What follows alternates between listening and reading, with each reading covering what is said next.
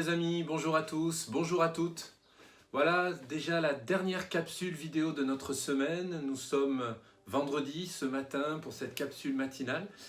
Nous développons un petit peu quelques pensées sur l'ascension, la venue, plutôt la montée de Jésus à la droite du Père. J'en ai parlé hier matin et ce matin ma réflexion se bornera sur le texte, les premiers versets du livre des Actes des Apôtres, le premier chapitre et les premiers versets du premier chapitre du livre des Actes des Apôtres. D'ailleurs, une petite anecdote, une petite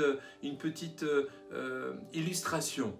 Vous remarquerez que l'évangile de Luc ne se termine pas et il continue exactement sur le livre des Actes. C'est normal, c'est le même auteur. C'est Luc qui a écrit l'évangile de Luc, mais le livre des Actes également. D'ailleurs, il le parle au verset 1er du chapitre 1er. Théophile, j'ai parlé dans mon premier livre. Et j'aimerais simplement vous rappeler que la promesse, la bénédiction que Dieu veut répandre sur tous ses disciples, ce n'est pas seulement une bénédiction matérielle, ce n'est pas seulement d'être en paix, une paix intérieure, mais c'est de recevoir le don du Saint-Esprit, le ministère, la personne du Saint-Esprit en vous, en toi, en moi, dans tous les disciples. Cette promesse n'était pas seulement pour les premiers chrétiens, elle n'est pas pour des gens plus que spirituels, non, elle est pour tous ceux et celles qui croient dans le nom de Jésus, ceux et celles qui croient que cette promesse est pour eux. Et nous le lisons au verset 9 et suivant. Après avoir dit cela, Jésus fut élevé pendant qu'il le regardait et une nuée les déroba à leurs yeux. Jésus, mes amis, n'est plus dans le tombeau. Jésus, mes amis, n'est pas mort. Jésus est ressuscité, mais Jésus est monté à la droite du Père et il a promis qu'il reviendrait bientôt nous chercher. Si vous souhaitez être béni du Seigneur, eh bien, deux cas de figure. Si vous êtes déjà rempli du Saint-Esprit, vous avez déjà été baptisé dans le Saint-Esprit, eh bien, je vous invite ce matin, ce vendredi matin, à faire la prière. Seigneur, renouvelle-moi dans le Saint-Esprit. Renouvelle-moi dans l'exercice des dons spirituels. Renouvelle-moi dans ces choses.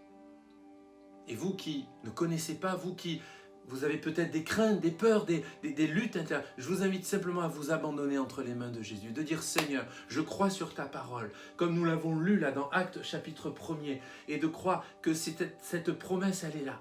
Eh bien, croyez sur la parole de Jésus, qu'il peut et qu'il va vous baptiser dans le Saint-Esprit très prochainement. Cette promesse, elle est pour tous, elle est pour toutes, elle est pour tous les disciples du Seigneur Jésus. On lit simplement les promesses comme il est écrit. Il leur recommanda de ne pas s'éloigner de Jérusalem et d'attendre ce que le Père, Dieu le Père avait promis. Ce que je vous ai annoncé, leur dit-il, verset 5, car Jean a baptisé d'eau, mais vous, dans peu de jours, vous serez baptisés du Saint-Esprit.